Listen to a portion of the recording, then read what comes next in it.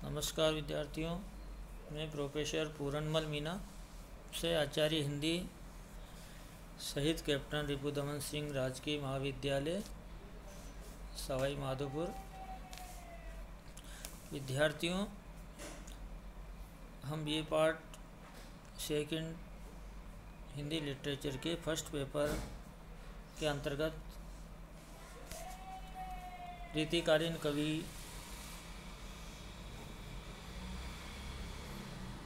केशव द्वारा रचित संक्षिप्त रामचंद्रिका, जो कि रामायण पर आधारित है, इसमें विभिन्न कांडों का चित्रण किया गया है। उसके अंतर्गत आज हम चर्चा करेंगे विद्यार्थियों, सुंदरकांड से लिया हुआ प्रसंग है।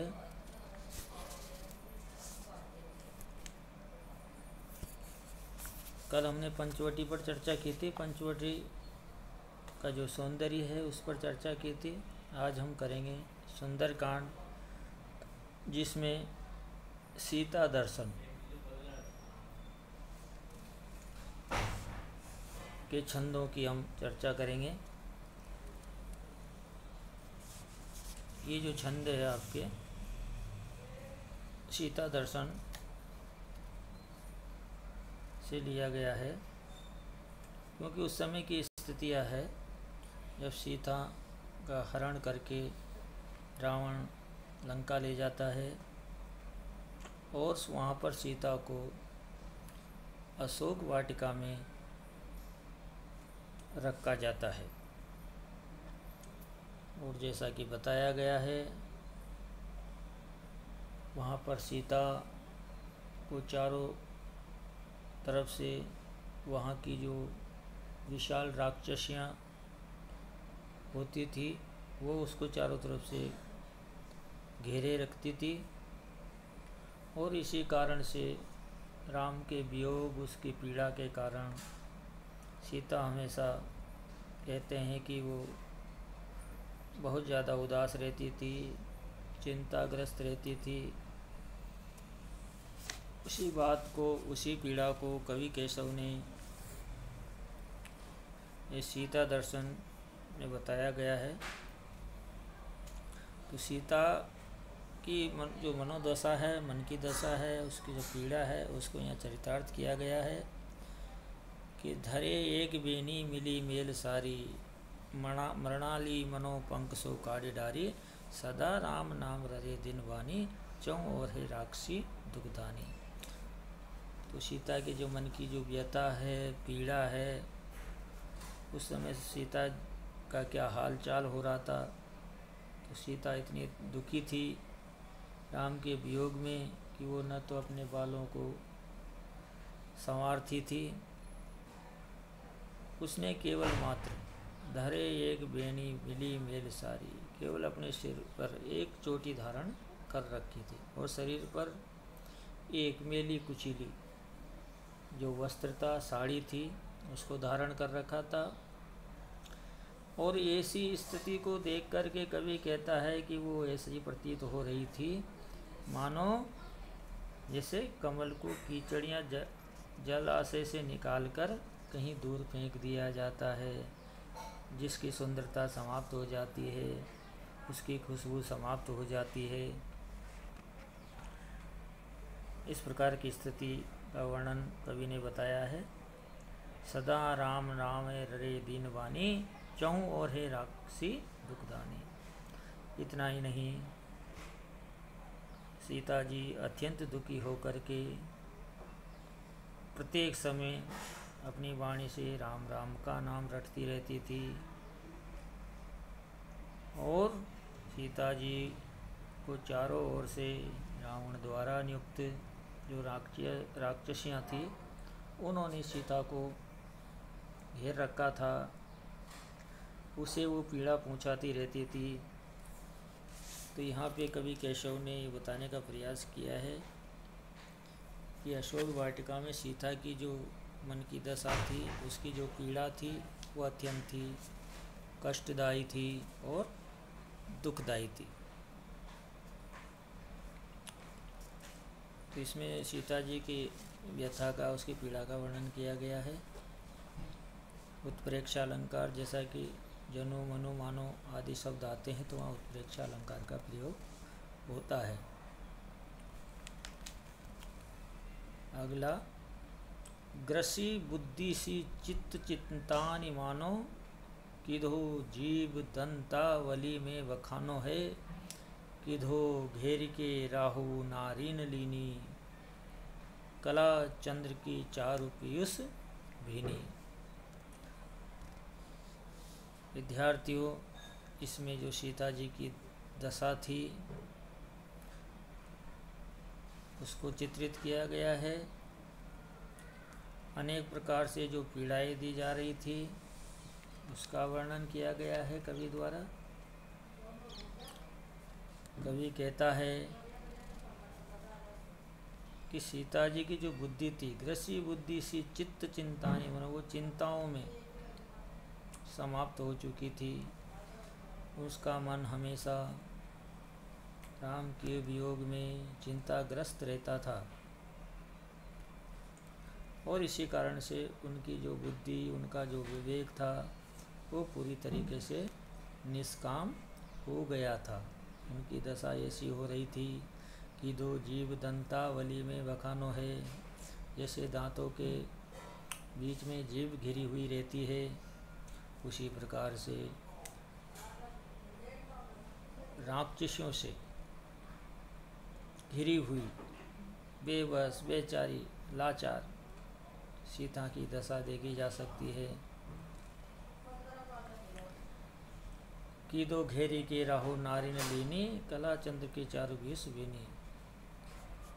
वे कैसी लग रही थी? जैसे मानो अमृत से परिपुत्र चंद्रमा की सुंदर कलाओं को चारों तरफ से राहु ने घेर लिया हो, जकड़ दिया हो, और राक्षसों की जो नारियां थी, पत्नियां थी, उन्होंने चारों तरफ से उसे घेर रखा था। तो यहाँ अशोक वाटिका में जो सीता जी के चिंताओं के बारे में बताया गया है, जैसे राहु केतु आदि होते हैं, राक्षसियाँ भी उसी की प्रतीक थे। इसमें भी कवि ने उत्प्रेक्षा, दृष्टांत, रूपक आदि अलंकारों का प्रयोग किया है। अगला आएगा आपके विद्यार्थियों, सीता हनुमान संवाद। सुंदरकांड का ही है ये, जिसमें सीता और हनुमान संवाद। जैसा कि आपको प्रतीत है, जब सीता जी की खोज में हनुमान जी रावण की लंका में प्रवेश करते हैं और वहाँ पे देखते हैं इस विशाल काई महल में सीता की क्या मनोदशा हो सकती है। वहाँ राक्षसों को देख करके, आदि को देख करके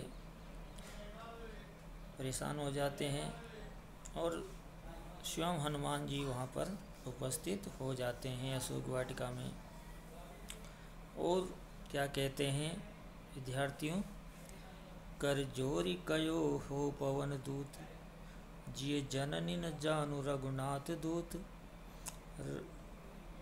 देखिए हनुमान जी क्या कहते हैं, अपना परिचय देते हैं और क्या कहते हैं, हे माता, मैं पवन पुत्र हूँ और आप कैसे जानिए मुझे। जिये जननी जानु रघुनाथ दूत, हे माता आप मुझे भगवान का दूत ही समझिए, रघुनाथ जी का दूत ही समझिए। तब सीता प्रश्न करती है, क्योंकि सीता इतनी परेशान, चिंतित थी कि वो किसी पर भी विश्वास करने योग्य स्थिति उनकी नहीं थी। उनके मन की व्यथा ऐसा स्वीकार नहीं कर सकती थी। तब सीता कहती है, रघुनाथ कौन? सीता ने कहा, कौन रघुनाथ? रघुनाथ कौन है? तो कहते हैं, दशरथ नंदन। हनुमान जी उत्तर देते हैं कि वो दशरथ के सुपुत्र है। फिर वो कहती है कि दशरथ कौन है। फिर हनुमान जी उत्तर देते हैं सीता जी के प्रश्न का कि महाराज दशरथ महाराज अज के पुत्र है। तो इस प्रकार से दोनों में संवाद चलता है। इससे केवल मात्र कथा को गति प्रदान होती है। और ये प्रश्न जब खड़े किए गए हैं जब सीता को पूर्ण रूप से किसी पर भी विश्वास नहीं था, इसलिए हनुमान जी से इस प्रकार के प्रश्न जो है वो करती है। तो इसमें अपनी विश्वासता को प्रकट करने के लिए हनुमान जी द्वारा इस प्रकार उत्तर दिए प्रश्नों के सीता के को। इससे हम कह सकते हैं कि दोनों के बीच सहजता सरलता की भावनाओं को यहाँ अभिव्यक्त किया गया है। अगला है इसी में हनुमान और सीता के संवाद के रूप में, कहीं कारण पटे यही निकेत, निज ले देन लेन संदेश होत, कुन रूप शील शोभा स्वभाव, कछु रघुपति के लक्षण बताऊं। जब सीता विश्वास नहीं होता तो फिर वापस हनुमान से वो संवाद करती है, प्रश्न करती है। जब वो कहते हैं कि मैं तो रघुनाथ का दूत हूँ, भगवान श्री राम का दूत हूँ, तो वो विश्वास नहीं कर पाती है और हनुमान से याचना करती है कि आप अपना पूरा परिचय दीजिए। तो सीता उसी को आधार बनाती हुई प्रश्न करती है कि तुमको रघुनाथ ने किस कारण यहाँ पे भेजा है, कई कारण पटे यानी भेजा है, और क्या कारण है, क्या संदेश भेजा है, आप क्या संदेश लाए हो। तो इस चीज़ों पर सीता को विश्वास नहीं होता है। और कौन रूपशील शोभा स्वभाव, कछु रघुपति के लक्षण बताओ।